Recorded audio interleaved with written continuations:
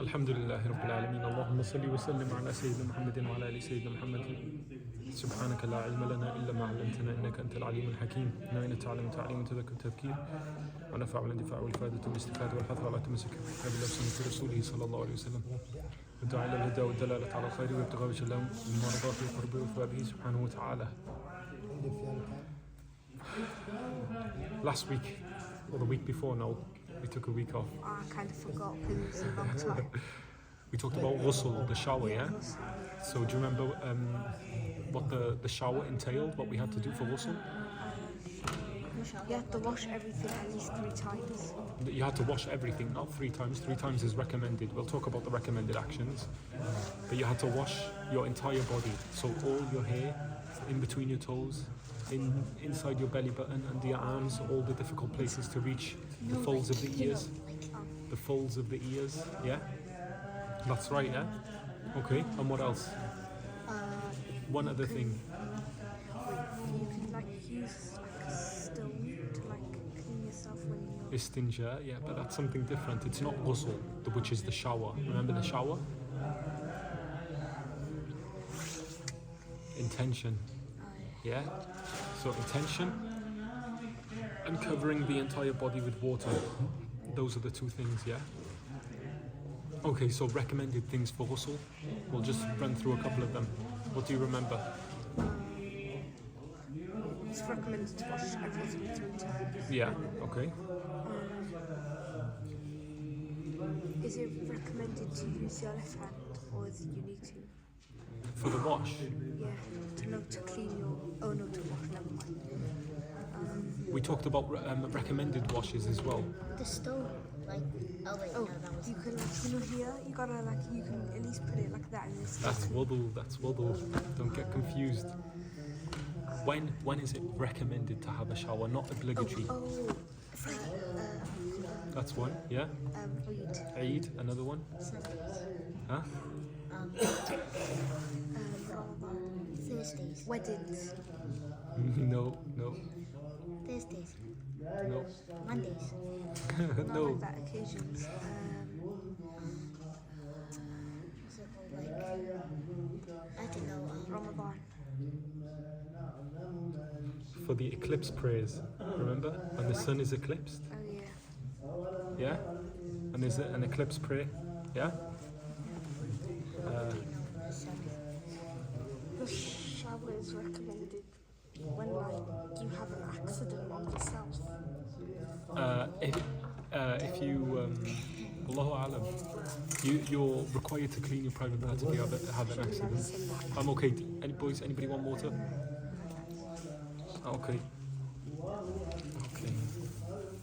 Okay, so we talked about, like we mentioned, the sunnah, the recommended acts for having a shower. Okay, so making sure all the difficult parts of the body are washed, to face the qibla, to do wudu, to say Bismillah, as long as you're not in a place where there's an actual toilet, yeah? To do everything 3 times, yeah?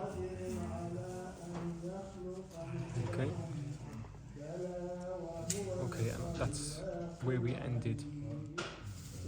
So we know how to do wudu, yes? The 6 things, the 6 obligatory acts of wudu. washing your hands, washing your nose, washing your face, washing your arms, washing your hair, washing your ears. That's sunnah and farz you've mentioned, yeah? But the sunnah actions are the intention, the face, the hands and arms, the hair, the feet, and then to do them in that order. Those are the 6 things, okay? These are obligatory actions that need to be done for wudu, yes? With that, there are conditions. Pay attention to the lecture, yeah? There are conditions, yeah? Conditions that need to be fulfilled during wudu, okay? Conditions are different to obligations. Obligations, they need to be done, okay? And they're done once and that's it, okay? So the face, it needs to be done once and then it's done, yeah? The hands and the arms, done once and then it's done. With conditions, they are things that are obligatory, like they need to happen, and they stay throughout the entire length of the act of worship, okay?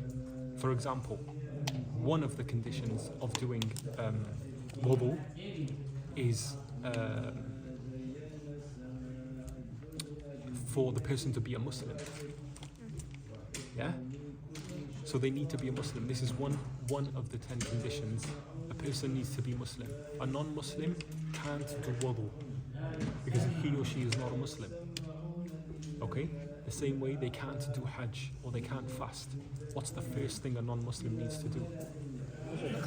Become a Muslim. Exactly. Then once they're a Muslim, then they start doing the acts of worship. Okay? Because if they said, oh, you know what? If they said, I don't want to be a Muslim, but I fancy fasting, yeah? They can fast and they can try it as a spiritual practice, but they don't get the ajr. They don't get the good deeds for it. Okay? So they might get hungry and they might get thirsty and they might not eat or drink the same as a Muslim might do, but they don't get any reward for it. Sure, Christians fast anyways for like 40 days or something. Only like when they're like ill. Maybe.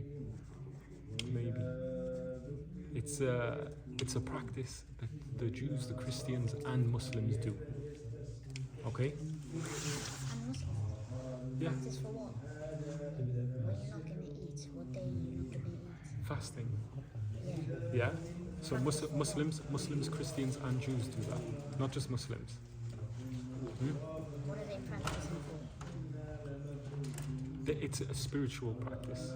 And it's a command from Allah subhanahu wa ta'ala. Remember, their religions have a divine source. Yani Allah subhanahu wa ta'ala sent the messenger to them. Yeah? To the Jews he sent. The what? He sent the Torah, but who did he send the Torah with? Daud. Musa alayhi salam, yeah? And he sent Isa The Bible. The Injil. the Injil, yeah? So people who say they're Christians or say they're Jews, their religion comes from a divine source. And it comes from Allah subhanahu wa ta'ala. Yeah? Do you understand? Yusuf? Yeah? Khair inshallah. So that's the first thing, the conditions. Islam. Okay, so a person needs to be Muslim. If somebody says, I want to do wudu, they're welcome to do wudu, but they don't get the reward of wudu and it's not considered a wudu. Okay? The second, in Arabic it's called tamyiz. Okay? And in English it's called discernment. Okay, so a person needs to be able to discern. What does this mean? So this, huh? They don't earn something. Discernment, no. Discernment is one word, not this and then dash earnment. Yeah? They need to be able to discern. And the way the scholars have described it is that like a child, when they get to an age where they can understand what an adult is telling them and they can respond, yeah? That means they've reached the age of tamyiz, or they've reached the age of discernment. You should pay attention, hafadhakallah. Yeah? You see what I mean? That's one way of describing it. Other scholars, When they what? when they can understand speech. So, mathalan, if your father said to you, Yusuf, go over there and grab me that chair and bring me the chair. You understand what your father's saying, you can go and pick up the chair and bring it to him, right? So you have reached the age of discernment. For him. And then other scholars, push me. Other one, that's it. Yeah? And other scholars say that for a person to become, to reach the level of tamyiz, yeah? They need to be able to eat on themselves, drink on themselves. Assalamu alaikum. Kif halak habib? They need to be able to eat on themselves, drink on themselves, and do istinja on themselves. Yeah? Does that make sense? So they need to be able to eat on themselves, drink on themselves, and use the bathroom correctly. Yani clean themselves from the bathroom correctly. Fahimtum? Do you need to go? Do you need to go? Yalla, tawakkal ala Allah. Yeah? Paying attention? So that's that. They need to be able to eat on themselves, drink on themselves, and do istinja. Do you know istinja? What's that? Cleaning clean properly. Like, Yeah, clean their private parts properly. Or it's for a person to be able to distinguish between their right and their left. Okay? So children, some small children can't distinguish between their right and their left. Okay? But when you get to an age where you can distinguish between your right and your left. Okay? Once you've got to that age, that's when some scholars say that you've reached the age of discernment. Okay? Fahmt? So this is the second condition. The first is Islam, the second is discernment. The third condition is that a person is free from menstruation or nifas, postnatal bleeding. Okay? And that's obviously only for women. Okay? The fourth one is that there is nothing blocking the water from getting to the skin, like clothes or a plaster or a bandage. Okay, so if somebody had like a plaster on their arm, the plaster needs to be removed for them to do wudu. If they can't remove the plaster or the bandage, then they need to do something called tayammum, which is another discussion which we'll talk about in the future, inshallah. Okay, but for them to do wudu correctly, they need to remove any barrier that's preventing the water from getting to their skin. Okay, so that's for each limb. So on their face, if somebody had like a plaster on their face, they need to remove the plaster to be able to do wudu correctly. Yes, if somebody had a plaster or a bandage on their arm, you know, like the casts. Do you know what I'm talking about? When somebody breaks their arm or their wrist, yeah, they have a cast. How do they do wudu in that situation? They can't do wudu. Walaikum salam wa rahmatullahi wa barakatuh. They can't do wudu. Okay? So anything that prevents the water from getting to the skin needs to be removed. Make sense? Yeah? That's the fourth one. The fifth one is that there is nothing on the limb that changes the water. What does that mean? So imagine your wife or your mum, because you're not married yet, your mother's, yeah? She's in the kitchen and she's making something, yeah? She's making a curry, yeah? And in the curry she puts curry powder, and there's curry powder that goes on her hand, okay? If she puts water on that, the water is not going to run clear. It's going to run orange, like a hint of orange, okay? That would change the water. So she needs to make sure that she removes that powder completely before doing wudu, okay? So she can start wudu, but if the wudu, if there's like something on her hand or her arm, or for you as well when you're doing wudu, if there's something on your hand or your arm that changes the water, yeah, or makes it a different color, then that needs to be removed before performing wudu. Makes sense, yes? The sixth condition is knowledge that wudu is compulsory. Okay? So if somebody got up and said, I need to pray dhuhr, but I don't have wudu, so I'm going to pray without wudu. Or if they said, I need to do dhuhr, and because there's water available, I'm going to do wudu, but I don't have to do wudu. Okay? That would be an incorrect wudu. Okay? They need to be aware that wudu is compulsory. What does compulsory mean? To do it. Yeah, you have to do it. You need to do it. Yes? So that's number 6. The next one is that they do not consider one of the compulsory things as a recommended thing. So if somebody says, well, I know in wudu I have to do my face and I have to do my arms, but my hair I don't have to do, but I'll do it anyway. Okay? That's an invalid wudu. Okay? They have to be aware that each compulsory integral is compulsory. Okay? Fahmt? So the ears, mathalan, ears, you don't have to do the ears. Okay? But if somebody said, oh, I have to do the ears, that's fine. Okay? Even though they're incorrect, they don't have to do it. If they said that they had to do it, that would be fine. Make sense? No. And then the 8th one is to use water, clean water, not water that's been used before, okay, or water with filth in, yeah, like blood or urine, yeah. And then the last two, number 9 and number 10, they're for special cases, okay. Some people have an illness called incontinence, okay, and it's where they can't control their urine, yeah. So they can't control their urine when it comes out, or the wee when it comes out, okay? So it comes out without their control sometimes, okay? So for a person who has incontinence, yeah, there's 2 more special conditions only for these people who have incontinence, yeah, where they can't control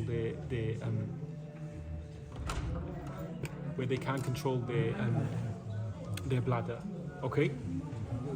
The first is that the time of the salah needs to come in. Okay?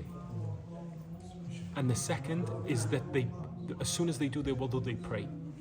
Okay, so those 2 extra conditions are only for somebody who has incontinence. Yes?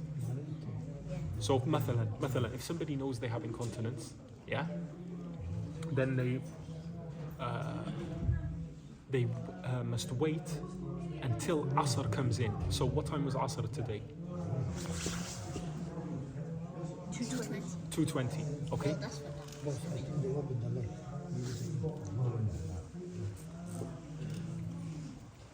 2:20, yeah? Follow that. Follow Bashir. Jazakallah khair. So Asr today was 2:20, yeah? So somebody who has incontinence needs to wait until the adhan has been called and the time of salah has come in, and then he or she needs to go and do their wudu. Hold on a sec. Go and do their wudu, and then they need to come in and do the salah immediately. Okay? Question? What if they do it like during salah? That's fine. That's fine. So good, that's a good question. So if somebody who can't control their bladder, yeah, they follow these conditions, then if urine comes out while they're doing their prayer, that's fine, okay, because it's uncontrollable, okay, but they need to follow these conditions, so they need to wait. They shouldn't do wudu and then wait half an hour until salah, because then it's a higher likelihood of urine going on their clothes, yeah. So they need to wait until the time of salah comes in. Then they need to go to the bathroom, clean themselves, clean their private parts, then do wudu, and then come in and do salah straight away. Okay? Don't wait. They shouldn't wait. Fahmt? And then that would be the same for each salah. Okay? So their wudu doesn't carry on until the next prayer. Fahmt? Good. So those are the last 2. The time for the time to come in, and for them to do the salah straight after they've done their wudu. Inshallah. Inshallah, that makes sense. So those are the 10 conditions for wudu. Conditions, okay? Not obligations. Conditions, even though they are obligatory, okay? The conditions start at the beginning of the act of worship and remain all the way through, okay? So somebody can't say, yes, I'm a Muslim, and then leave Islam and continue doing the wudu, okay? They start and they continue all the way through. Now, any questions about that? Okay. The next thing we're going to talk about is things that break our wudu, okay? There are 4 things that invalidate the wudu, okay? So when we learn these 4 things, we know then that anything other than those 4 things don't break our wudu, okay? So, for example, people say, does a nosebleed break your wudu? Or if I cut myself and I start bleeding, does that break my wudu? Okay? It's not one of the 4 things, okay? So it doesn't break their wudu. Okay, they may have to do certain things, like for example, they'll need to wash the blood away, but they don't have to redo wudu.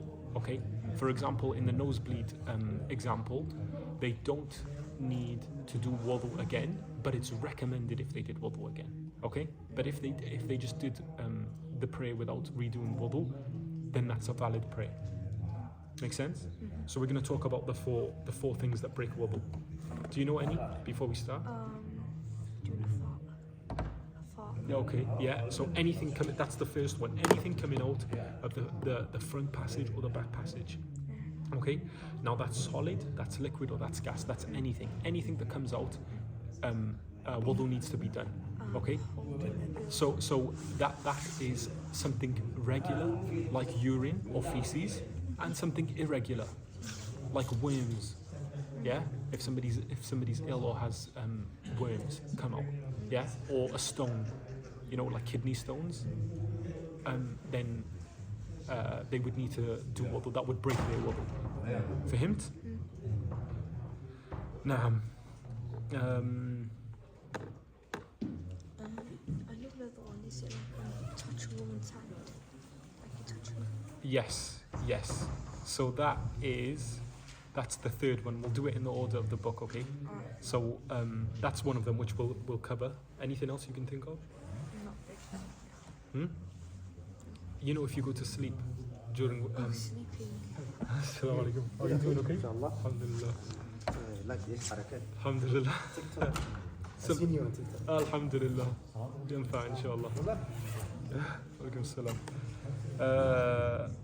Yes, sleeping. Yeah. So it's obviously recommended for us to go to sleep during wudu, with wudu, but when we wake up, we lose our wudu. Okay. So falling asleep or losing our consciousness. So it's not just falling asleep. Okay. There's different types of losing our consciousness. Okay.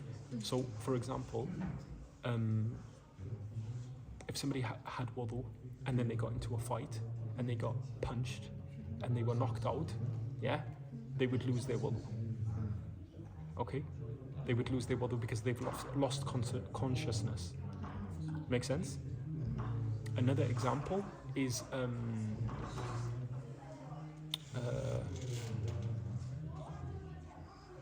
insanity. Insanity. If a person goes insane and loses their mind, then they lose their wudu. Okay? Another example is like a fit, an epileptic fit. Okay? If somebody has that, then again they lose their mind.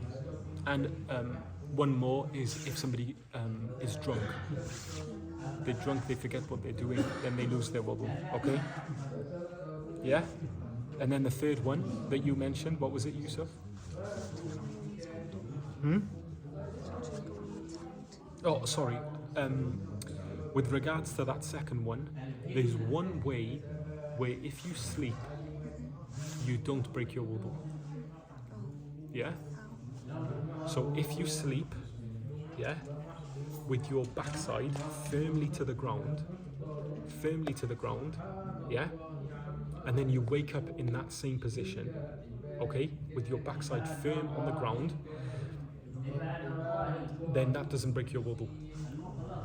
Okay, so if you fall asleep, for example, in the position that I'm sat in now, you fall asleep like this, yeah, or on a car journey, or on an aeroplane, you're in wudu and you fall asleep like this, yeah, or even head down like that, and then you wake up in the same position, and your backside is firmly to the seat or firmly to the floor, okay, then you don't break your wudu, okay. But if you wake up like that to the side, okay, and now your backside is not firmly to the floor, then that breaks your wudu, okay? Because there is a possibility you could have broken wind, okay? Does that make sense? So if that happens, if you fall asleep like that, some people can do it. I personally, I find it very difficult to just sleep like this unless I'm very, very tired. Yeah, but some people do. When we were in Yemen, yeah. Malaysians and Indonesians, when we were studying in Yemen, they can fall asleep like this in class. You know, we had to wake up early in the morning, but they would, you know, they could fall asleep like this and stay in that position. They wouldn't fall over, you know. So if that happens, they still remain, they keep their wudu, okay? So for those boys, they could wake up and pray Salat al-Duha because they still had their wudu, okay? But there's an exception to this, okay? If a person is very, very fat or very, very skinny and their backside isn't necessarily firm to the ground, then it wouldn't be valid for them. Also, if somebody comes up to you and says, you know, when you were sleeping, you broke wind, yeah? If somebody says that to you, then you take their word for it and you read wudu, okay? As long as the person is trustworthy, okay? Inshallah. Make sense? You like little life hacks, innit? That'll be a hack for you now. Oh yeah. And then the third one, Touching a woman's hand. touching a woman's hand, and for women watching, touching a man's hand, okay? But there's conditions for this man, okay? Or conditions for this woman. It's not any woman, okay? Because if we touched our mother's hand, do we break our wudu? If we touch our sister's hands, do we break our wudu? If we touch our auntie's hands, do we break our wudu? If we touch our cousin's hand, do we break our wudu? No. We do. Okay, so this woman, for the men it's for women, and for the women it's for men. So we'll use the example of men touching a woman. She cannot be, it's a woman who is not from his maharim, okay? A mahram or maharim, which is the plural, is a person that we are not allowed to marry, ever, okay? There's maharim that are like blood relatives to us. They are maharim who, if we are nursed, if we are breastfed by another woman, then her family becomes maharim to us. And then there are also maharim or mahrams from marriage, through marriage, okay? So we're going to go through them because it's important to know who they are, okay? Because I just asked you about cousin and you said it doesn't break your wudu, but it does, because our cousin is not a mahram, okay? It's not just any female that's related to us, okay? So it is our mother or grandmother or great-grandmother or great-great-grandmother if she's alive, okay? So any of our mothers or grandmothers or great-grandmothers, okay? Or our father's mothers, yeah? Yeah? So Baba's mother or Gedda, yeah? All of those are maharim. We can never ever marry them, okay? And another thing about these women, maharim, we're allowed to see them with their scarf off, okay? And we're allowed to be alone in a room with them. For other women who are not under these categories, we're not allowed to be in a room alone with them. We're not allowed to see them with their scarf off, okay? So yeah, mothers, grandmothers and great-grandmothers, and then sisters, yes, and daughters, yeah? So that's 3 types, all the mothers, sisters, daughters, and then you've got aunties, like your father's sister, or your mother's sisters, yeah? And then you've got nieces, yeah? So your brother's daughters and your sister's daughters, yes? Those are from the family, yeah? And then you have the same, all of those women that we just mentioned, but the same ones for anybody who breastfed you and nursed you as a child, yes? So the same for them. And then there's 4 through marriage, okay? The 4 through marriage are your mother-in-law, yeah? So inshallah, when you get married, your wife's mother will become a mahram to you. So you can't ever marry your wife's mother, yes? Provided the relationship has been consummated, okay? And then your son's wife, yeah? So your wife's mother, your son's wife, yes? Make sense? Yeah, so your daughter-in-law, so your mother-in-law and your daughter-in-law, and your stepmother, okay, who is the father of your wife, the father of your, the wife of your father, yeah, who's not your mother, obviously, and then your stepdaughter, okay. So if you marry a woman and she has a daughter from a previous marriage, when you marry her and you consummate the marriage, then girl becomes a mahram to you. You can never marry that girl. Okay? So these are maharim or mahrams or people who you're never allowed to marry. Okay?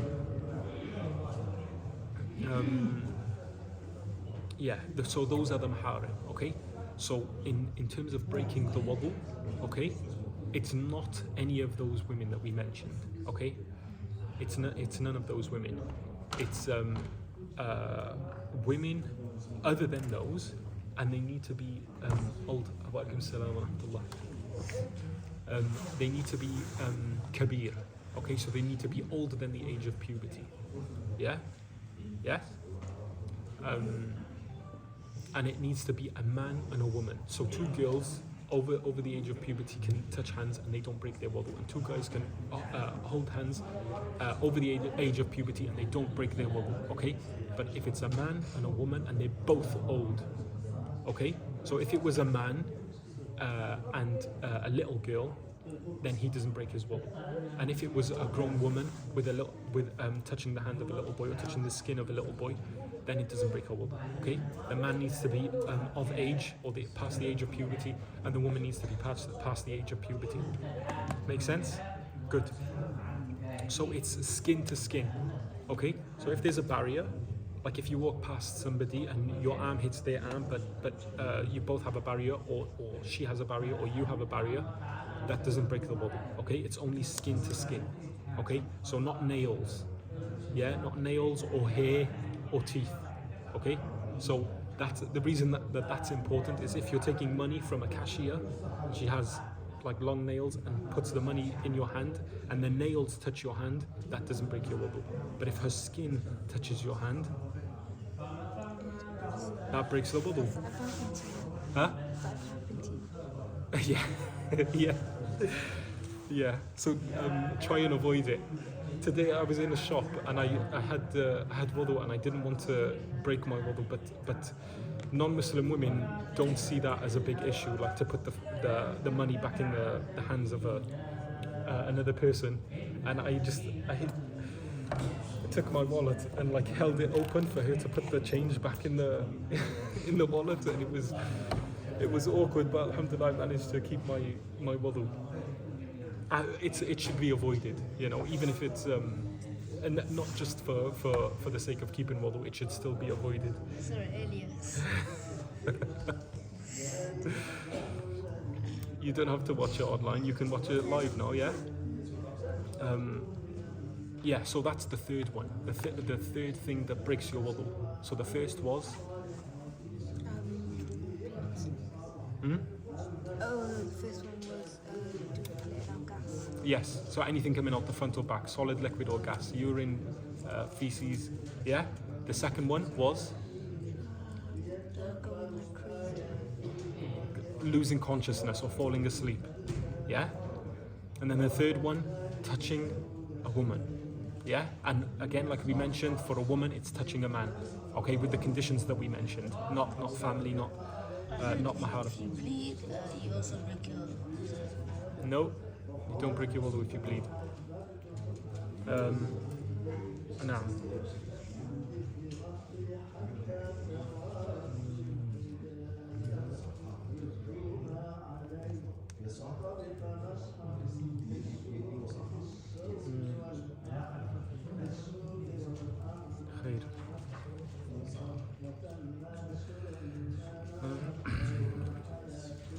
Okay. Actually, for the, it's not the age of puberty. It's if the person reaches the age where they're desired by the opposite gender,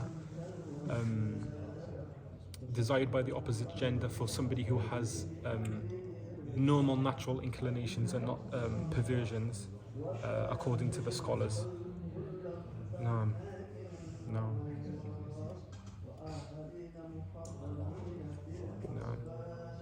Khair. Yeah, last one. This one's a little bit difficult.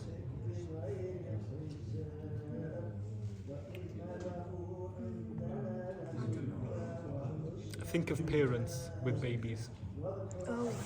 Changing the nappy. Yeah. So it's not necessarily changing their nappy, but if the private parts are touched, yeah. So your own private parts or another person's private parts, okay. The front or the back, okay. Then the wudu is broken, okay. So a good example, like we mentioned, is a parent changing their baby, okay. If they clean their baby and their hand touches the private part of the baby, then they break their wudu, okay. If they don't touch the private part of the baby, but they wipe the najasa, the filth off, like the feces, okay, but they don't touch the private part, like there's always a layer of tissue or wipes or whatever it may be, yeah, then it doesn't break the wudu, okay. Does that make sense? And also your own as well, okay. So if you, for example, if you've just come out of the shower and you're changing, you're putting your underwear on and you touch your private parts with your hand, then you have to go back and do wudu, okay? If you were in a state of wudu. Does that make sense? Even if it's by accident, okay? But if you touch it with the back of your hand, it doesn't break your wudu. It's only the cuff, the palm and the insides of the fingers. So if you do that, yeah, anything that's touching another piece of skin, that is that's what I mean. Okay, the inside of the fingers and the palms, like Karam said. Yeah, makes sense. Inshallah. Those are the 4 things. What are they? 2 for you and 2 for you. Okay, so the first one is letting out like gas and solids. A little bit louder. Like gas and Yeah. Okay. So anything coming out of the front or back? If you touch a girl's, Yeah. If you touch a girl, skin to skin, with conditions as we mentioned, losing consciousness, and the last one.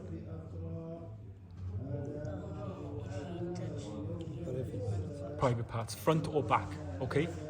So like for the rear, it's like the inside of the cheeks, and then for the front, it's the organ itself. Naam. Wa alaikum salam wa rahmatullahi wa barakatuh. I'm good, how are you doing?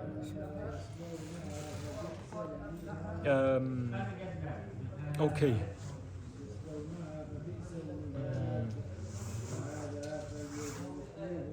No.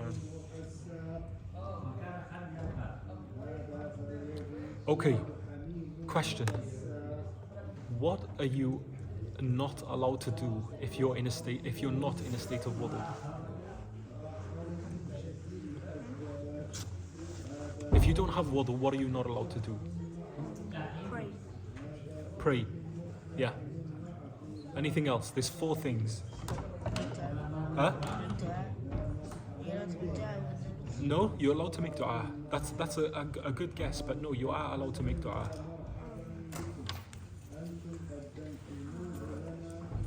Read Quran. Good, Quran. good. Which one? What did you say? You said read Quran and you said hold the Quran. Which one? Hold the Quran. Both of them, or just Hold the Quran. just hold the Quran? Good. That's one. Read the Quran. You are allowed to read the Quran. but you have to have like gloves or something like that. No. You're not allowed to hold it, even with gloves on. You're not allowed to hold the Quran. Okay? So good. Salah, holding the Quran.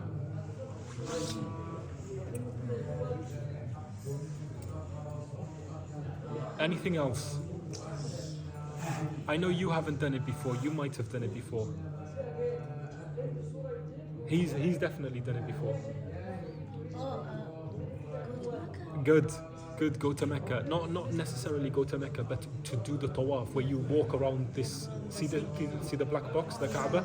Walking around is part of the act of I worship. remember ages ago you were talking about it. Yes. Okay. You've been to Hajj before, haven't you? Yeah. So, mashallah, Ammu's done it.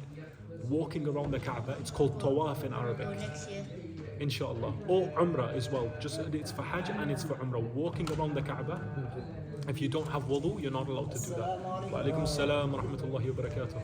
Okay? So Salah, Tawaf, touching the mushaf and holding the mushaf. Those are 4 things, okay? Even touching. If you're walking around there and you have to do it 7 times, like when you're about to finish the 7th time and maybe like the verse or something, do you have to restart the 7th? No, you don't have to restart. You carry on from where you left off.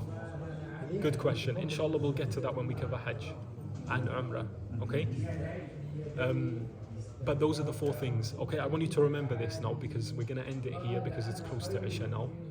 But these are the things we're going to talk about, and then we're going to talk about if you need a shower, what can you do and cannot do. Okay, so we'll restart this bit next week, inshallah. Okay, the 4 things. Called in the Quran.